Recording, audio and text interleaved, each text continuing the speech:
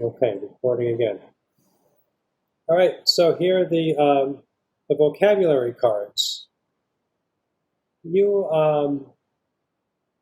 going to do a demonstration of just doing some basic drawing of a chair. Now, this is a chair from a period that we haven't talked about. This is a Dante chair from the Renaissance era. But the drawing of it is a pretty simple line draw. And, you can see some of these. This person used a straight edge for parts of it. I would look at an example of a piece of furniture and just try to draw it as best you can. If you haven't done a lot of drawing, this could be challenging. Some of the, really special cards, some of them I've had, like this, Ionic Capital, with lots and lots of shading and a lot of fine detail. Now, you compare that with this one, I can tell that that's an ionic column. And so this, I would have liked a little more detail, but this is acceptable. I think I would have, I would have inked this one, but this one with a little bit more work, you could make it look, this is acceptable. This tells me I know what this is. If I look at something and I don't know what it is, then you wouldn't get credit. For example, this card, looking at it, I did not know what he was trying to make the card of, which is, and I had him do this and make it bigger. This right here, there's a little baby, and in the Renaissance era, there is a thing called Amorini, which is a little baby that's used as like winged child, like little cupids that are used in ornament. They're often comical, but his, it looks like what he actually drew. He left this behind, so I'll draw on it. There's a little, this is not what the Romans, or this is not what they did, but this is his example of a little baby. So this one had to be redone because it wasn't enough. So you don't have to be an artist in order to successfully complete this assignment. Now, how do you even start drawing a chair? Let's see, let's keep this, let's try this guy. I'll use that as my model.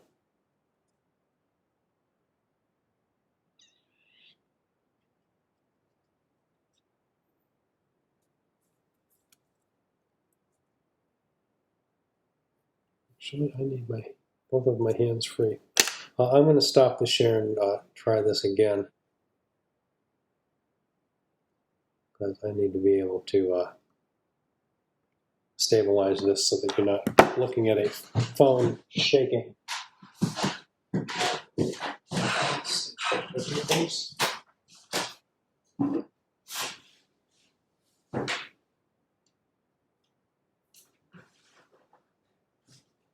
Sorry guys, you gotta move. Yes, you gotta move.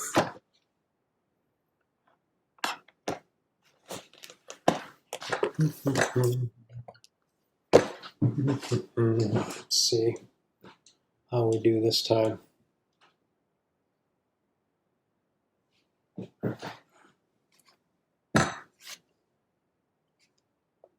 There.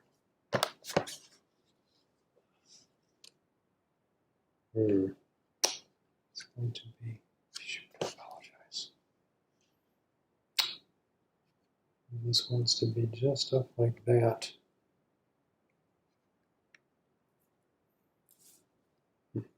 Well, I'm going to make a video. This is just sloppy. I apologize. That's That's not up to standard right there. Well, we'll make a video and put that. You're doing your best. I thought I was going to be able to use my tripod, but the way the angle of it was required, it sort of, it wouldn't let me do it, set it so that it would be upright to you. Thank you for trying. You're welcome. It's not, and believe it or not, I have done this before. So, anyhow, okay, so let's just forget about that. I guess maybe the examples of the cards are kind of nice to see, but the main thing is for you to draw them in such a way that it makes it clear what you're drawing. Okay. Examples helped. Oh, good. Yeah, I'll shoot some of these and put them up for you, because like this guy, he just loved making these. He really, he started drawing them and decided that it was way too fun, and so he spent a lot of time drawing these. Way more time than I would have expected anyone to draw. This one again, this gives you the idea, and also lets me understand what that is, and how it fits into this, into this course. So, okay. Can we use some of the vocabulary from the discussion board? Yes. Yes. Okay. Mm-hmm. Thank you. You're welcome. Yeah, anything as long as it's accurate, the the source imagery doesn't have to come from me. As long as it falls within the class, then you can find there's enough out there that you could find things that I don't even mention that are associated with one of these with a story. So it does not necessarily have to be a piece of furniture. Any kind of architectural element pertaining to the period. Yes. Okay. Any kind of ornament. Here's one of the guilloche. And its definition is guilloche. Mm-hmm. Wow, someone really spends much time on it. Yes. Which is, I appreciate it. It's nice to see it. Not a requirement, but like this one also for the later period in the Gothic era, a flying buttress, which is a structural innovation of the Gothic churches. This is just a flat diagrammatic image, but it's clear what it is. So, they can be, you can choose, to emphasize furniture. You can choose to emphasize architecture. You can choose to emphasize ornament. As long as you do 25 of them over the course of the semester and they fit within the subject, you're good.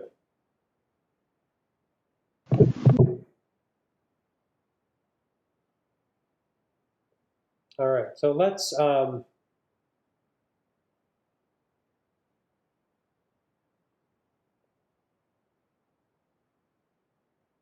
see. Do any of you have questions about anything we've covered so far? No, I have just a quick question on the cards you just discussed. Since we're virtual, and sorry if you said this, is it just one item per page? Like if we draw it and then scan it, since we obviously won't create actual cards? Right. Well, I guess since you may not create actual cards, you could do it in a different format.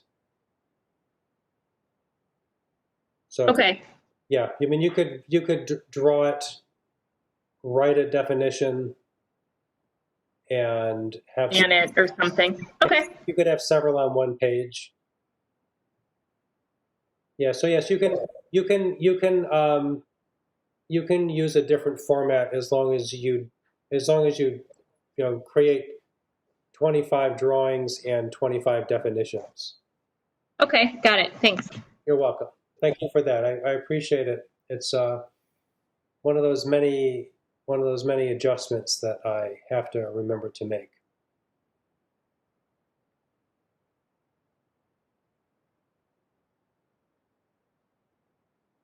Okay.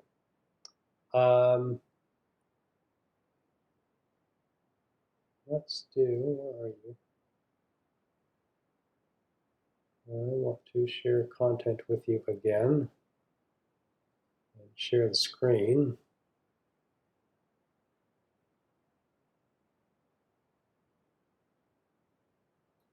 All right. So the Egyptians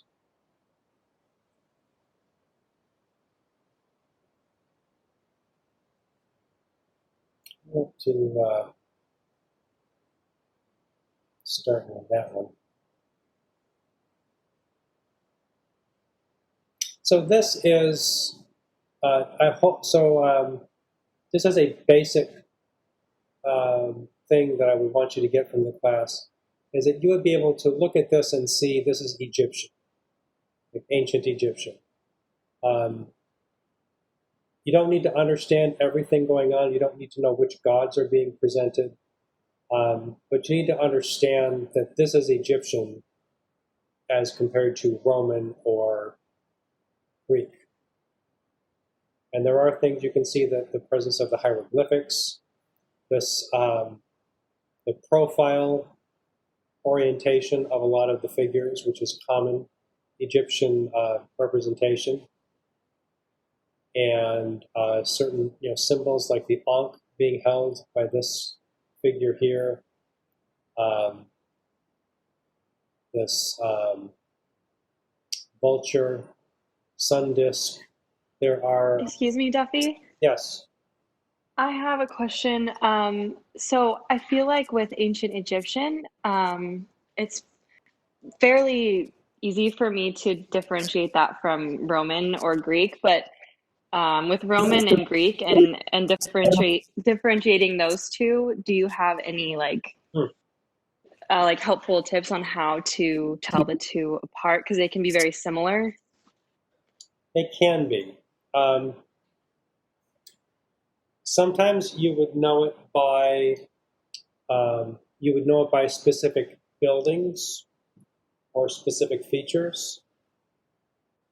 For example, the Pantheon is not Greek, and it is Roman, not just because you know that the Pantheon is Roman, but because the Greeks did not use the dome.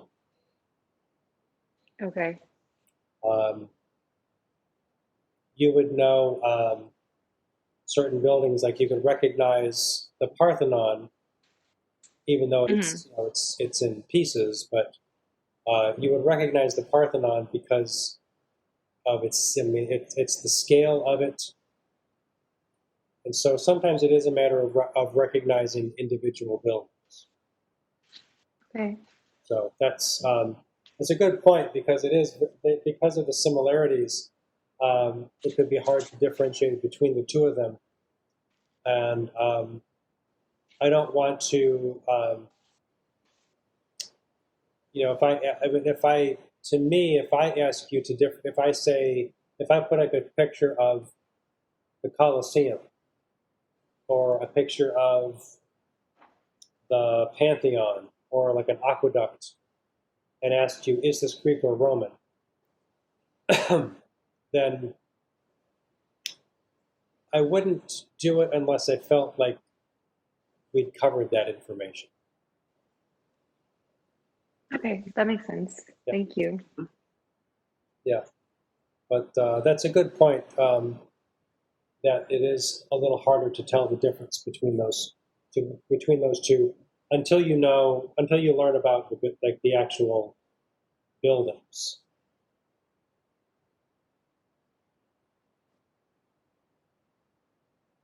Okay. An example of grave shafts is like Egyptian tomb. Some of the early Egyptian pyramids had this like stepped structure. That's not what we wanted to talk about. Here is the one of these hypostyle halls with the gobs and gobs of columns. So here are some like Egyptian. Now, let's say, for example, these columns. I would want you to recognize these as Egyptian because of the shape of the column head of the capital that flares out.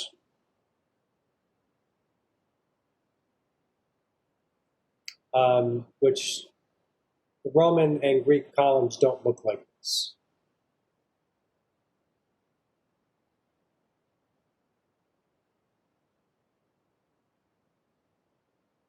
There's an example of papyrus plant, relief sculpture. Let's show here. Now, this is from I guess this is a different slide presentation. This is a longer slide presentation.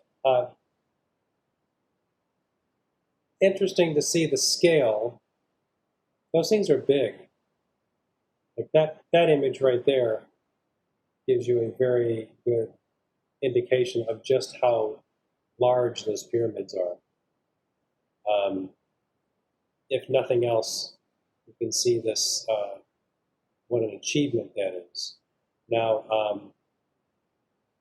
the pyramid itself is a structure that I would want you to know that you would associate with the Egyptians. So the Romans did use the obelisk, which is that like a tower with this tapering, like a pillar with a pyramid on top.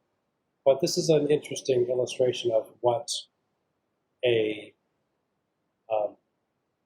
grave looked like, like what the interior of a pyramid might have looked like.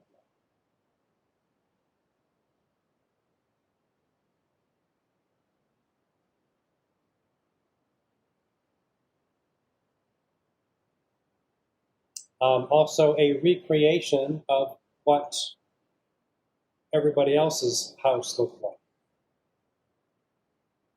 So these archaeologists can attempt to reconstruct the appearance of domestic architecture that was not for the wealthy by the evidence left on the site after everything has fallen down and gotten buried or decayed.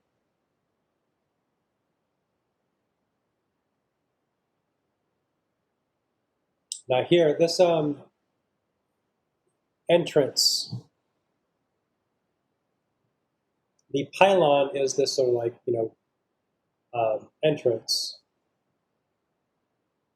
And the obelisk is this tower with the hieroglyphics on it with the pyramid on the top. And the colossal sculpture. This kind of a grand entrance was the entrance to temples. This is a Egyptian revival. I can say an example of Egyptian revival from Virginia Commonwealth University. And so like this, for example, this facade, it's not exactly, this is like, like a 19th century,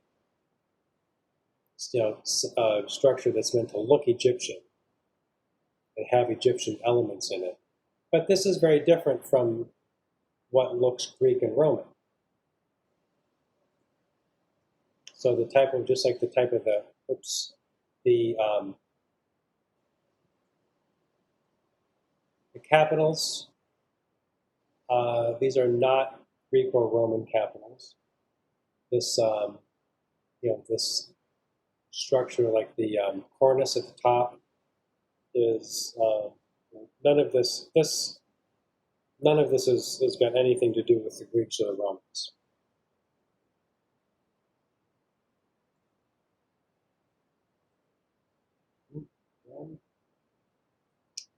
This a temple, the Egyptian temple. You can see this recreation of all the different the pylons, the series of gates that get you to the temple.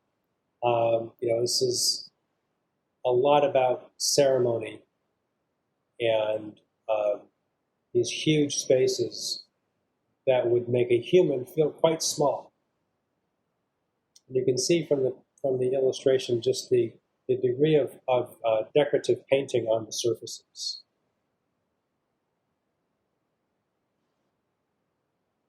Hypostyle hall, showing the clerestory, which is the raised section in the middle is the clerestory, and the windows up there are the clerestory windows.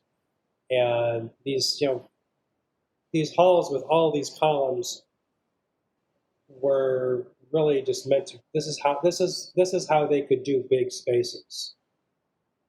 As much as the Egyptians knew, when you see some of those, like the way the Romans figured out a vaulted ceiling, it allowed for the interior space to be much more open without this forest of columns. And again, there's an example of the real thing. Some Egyptian revival up at the top there, these columns. Whoops. Okay, and there's Tutankhamun's tomb when it was found.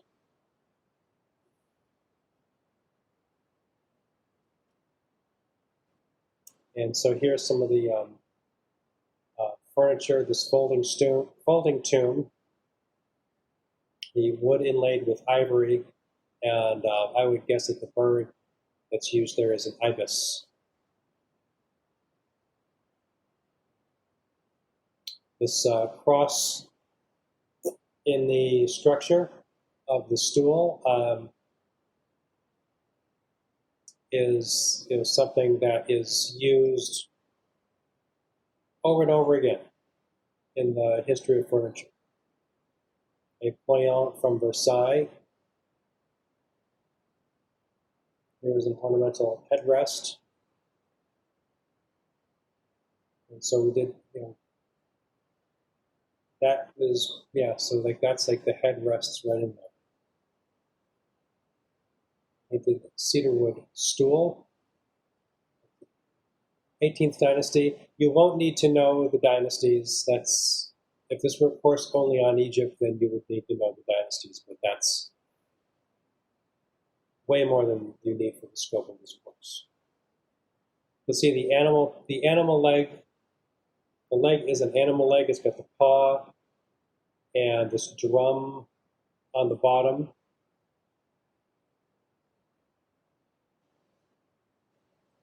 A ecclesiastical or religious throne. Yep.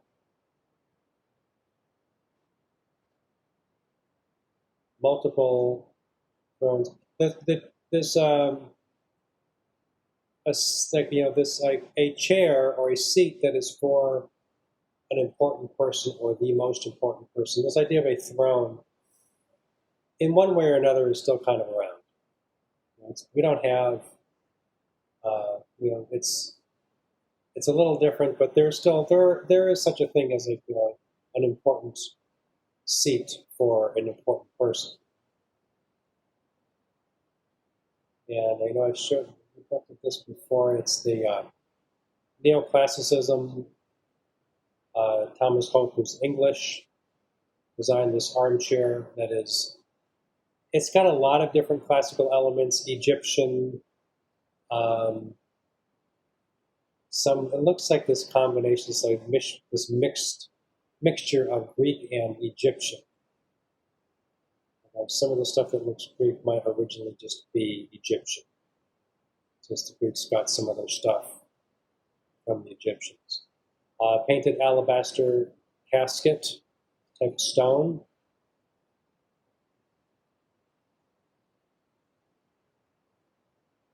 A chest on legs.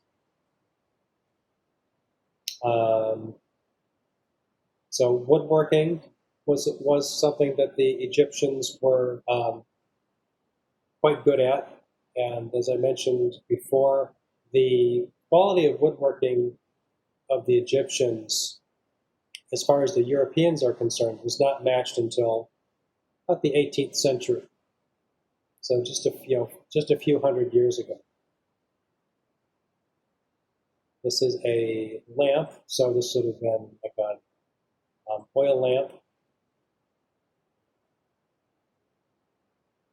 And here is a 20th century table by Eileen Gray, who's a very good furniture designer. And this is a lotus table with enormous tassels. You can see this, like the leg, the upper part of the leg is this lotus blossom. Okay. Here's some review of Egypt.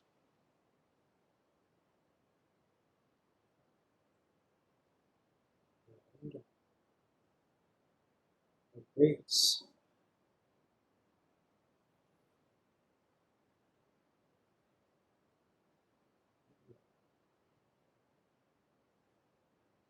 Okay.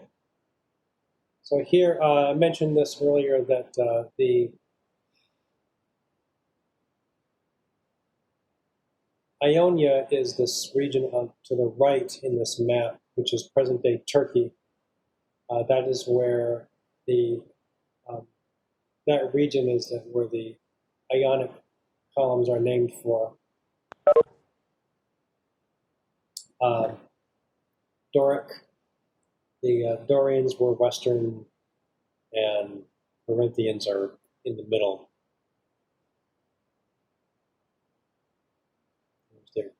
So the Greeks were everywhere. This is a early example. It's kind of early classical age. A Doric. You can see the Doric capital is very simple. This is sort of like little like flared out head.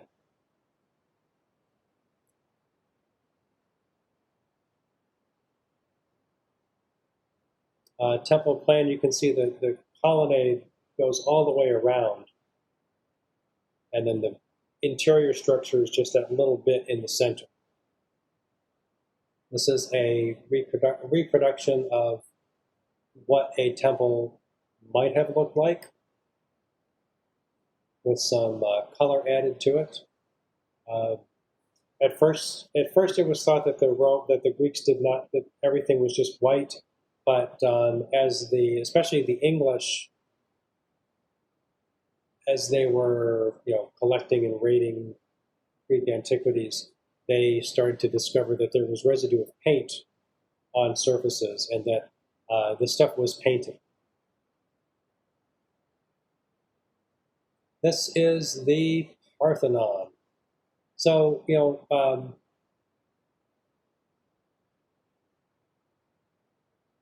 yeah, I guess to me, the Parthenon is a unique building. Nothing quite looks like the Parthenon. And you really don't see examples like the big buildings of the Romans are different in terms of having using the Roman innovations of the dome, the arch, and the vaulting. And really, that's what I would want you to really know those things. They use different materials also, right? They did. The big difference in with the Romans is concrete. Right.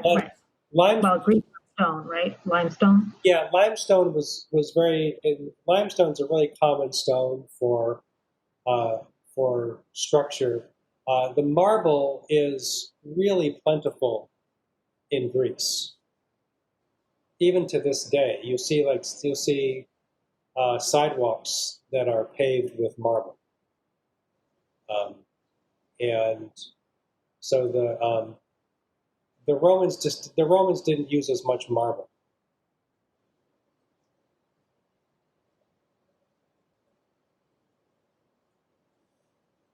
And I mentioned this, the optical refinements, this term entasis, and I think one of the reasons to know this is that this is part of, I guess it's an example of what the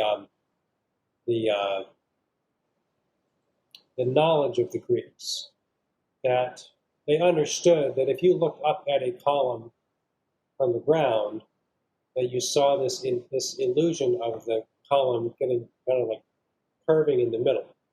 And so they built them to curve outwards slightly so that it would look straight when you looked at it from the ground.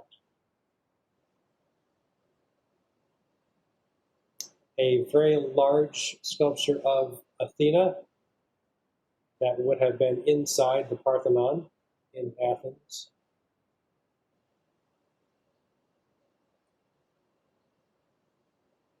The Capitol, a definition of the Capitol is a broader section at the top or head of the column, usually embellished with stylized decorative motifs. Then you see the different quarters. So when you're taking a quiz or an exam, you will have the opportunity to look information up. So to me, it's more important that if you don't know the answer to something, that you look for the answer and find it. And I just don't expect you to memorize everything. And here, the Erechtheion is another example of Greek architecture from this period. It's on the same hilltop as the Parthenon. And here is a reconstruction of what it would have looked like. Just that whole area. And then here's a detail of an Ionic capital. What I was going to say is that looking at all of those images, especially between Egyptian, when we're looking into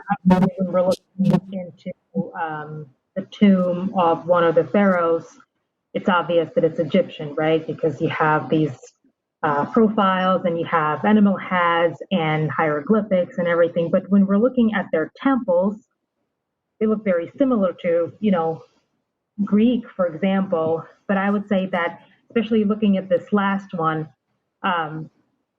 Egyptian is definitely oriented to be more symmetrical, because the previous slide showed all kinds of like different buildings put together versus a totally symmetrical Egyptian temple. Mm-hmm. That's just one of the things that I've noticed. Yeah, well, I think that's a good observation. That symmetry is something that, of course, is, and the Greeks would employ symmetry. Mostly the temples were symmetrical. The Erechtheion is a little unusual in that respect, in that it is not symmetrical. But that is, I think that symmetry, especially with the Egyptian architecture, that symmetry is really, really important in terms of creating this sense of hierarchy and order. And I also noticed when we look at their statues, Greek statues are more like free-flowing almost. Again, they're not symmetrical or anything, while Egyptian are, standing straight, very like orderly almost. They're more rigid. The I'm sorry, they're more what? They're more the Egyptian is more they use a more rigid representation. Right, yes, that's the word I was going for, rigid, yes. And the Greeks they got their sculpture to a point where it was more natural. It looked more like almost candid. Just somebody standing naturally rather than someone posed. Right, yeah.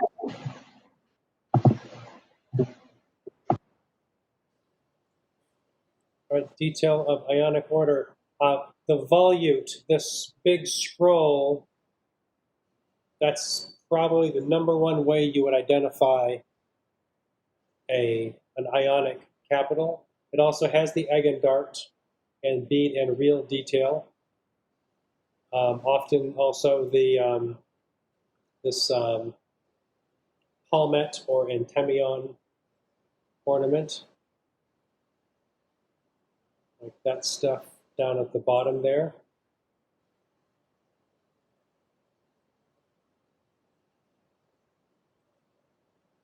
And so these are some of these ornamental techniques.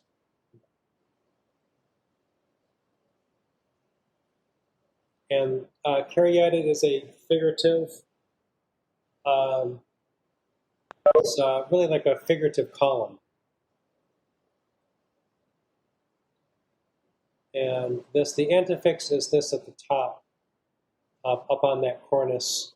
And the rinceau is that like rhythmically curving, viney looking ornament.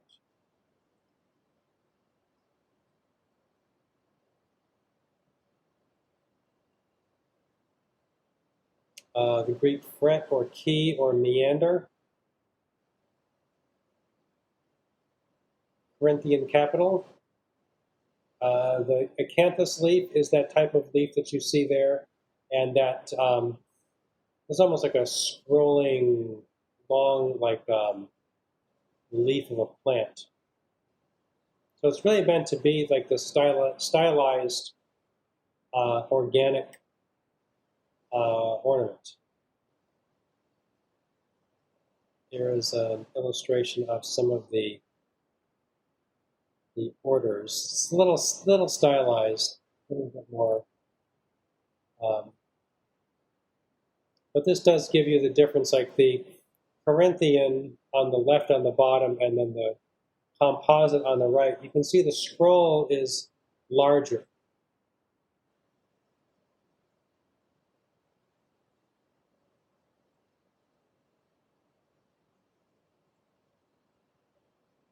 Greek domestic architecture.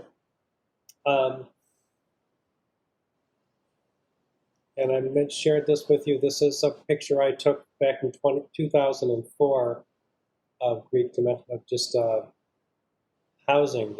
This was off the balcony of my my hotel room. There's some stone mosaic, and here in this recreation of a domestic interior, this black and white pebble mosaic, and also you can see the couches that are used for reclining and dining.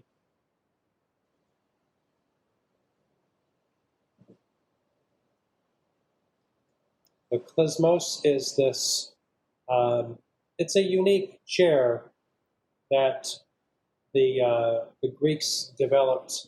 It's one of the things that it's something that separates them from the Egyptians, where a lot of their earlier stuff, the Greek stuff looks like it came from the Egyptians, and then they start to split away in the classical period, and then it doesn't look like Egyptian. So here's a modern recreation of a klizmos chair as it might have looked.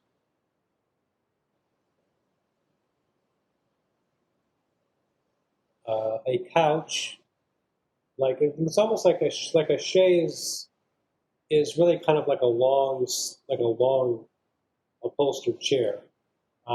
This couch is kind of similar to that. It's like a really long chair, long klysmos. And this Greek stool or diphros with the leather seat, that's really quite beautiful.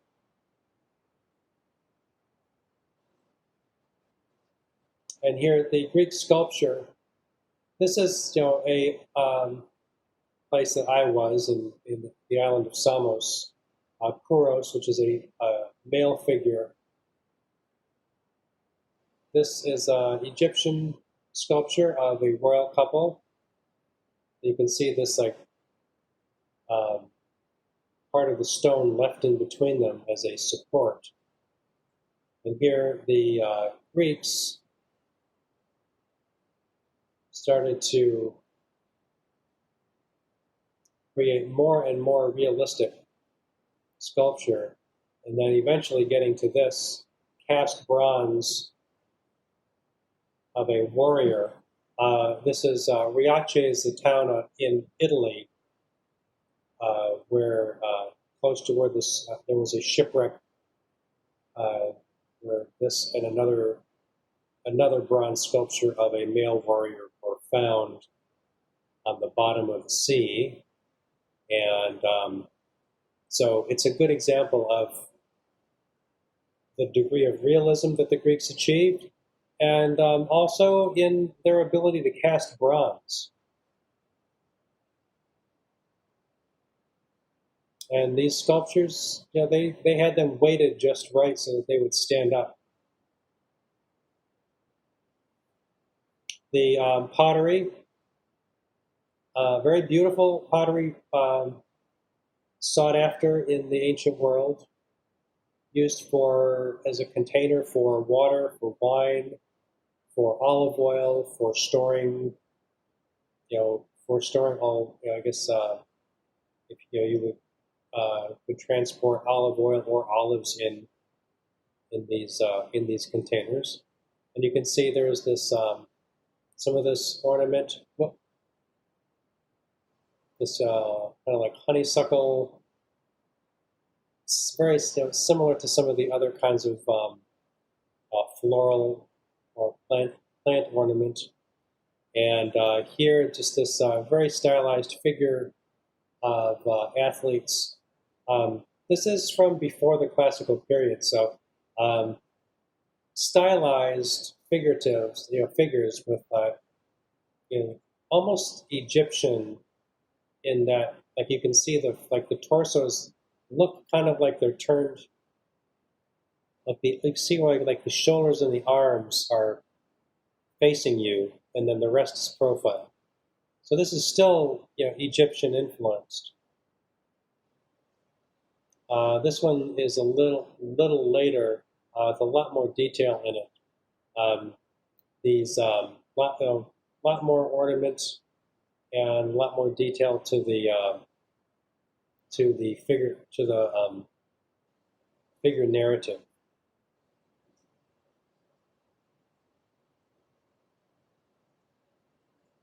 Okay.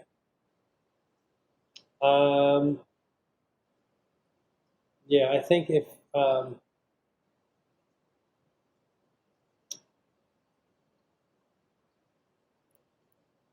well, I guess I should ask: Are there any? Does that bring up any new questions from?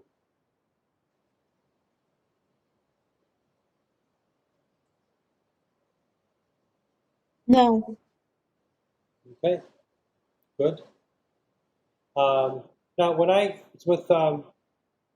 I'll get the quiz done as quickly as I can. Hopefully sometime tomorrow night. I know I have a busy morning and early afternoon tomorrow, but and I apologize for the delay. But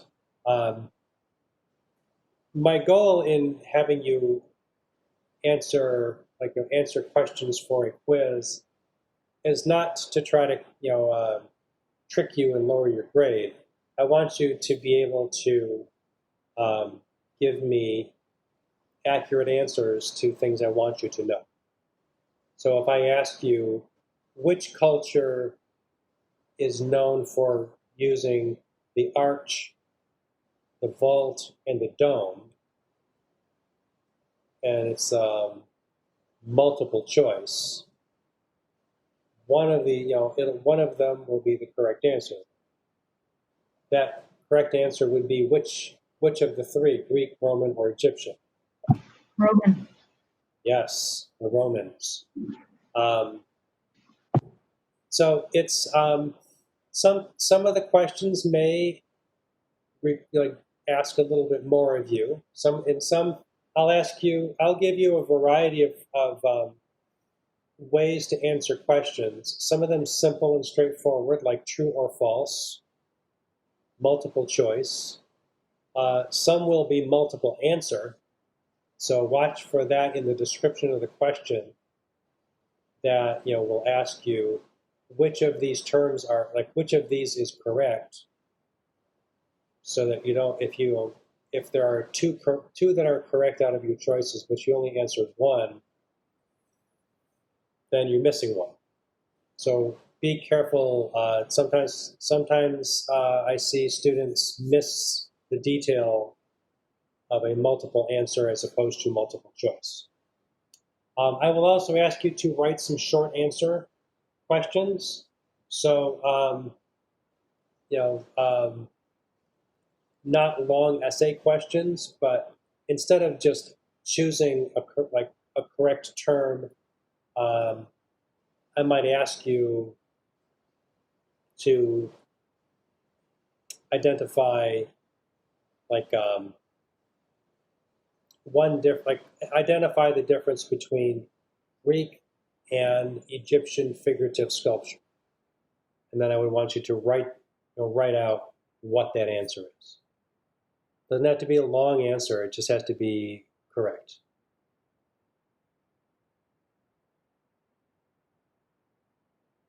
How's that sound?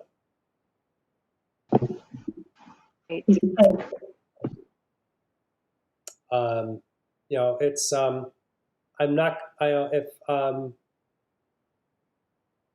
I usually keep track of what I've talked about, and so I usually don't ask questions that you, excuse me, that were not part of the material I covered.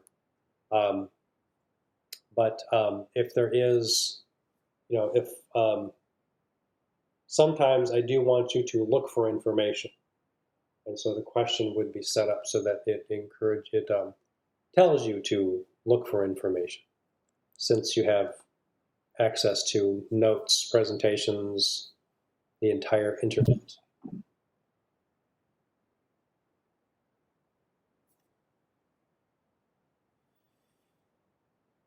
We'll make it available hopefully.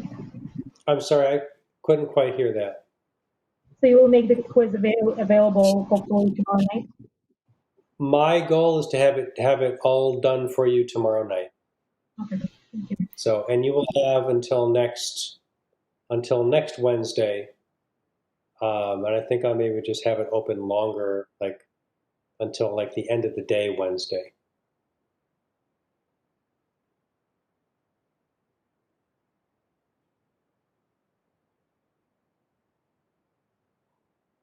Okay.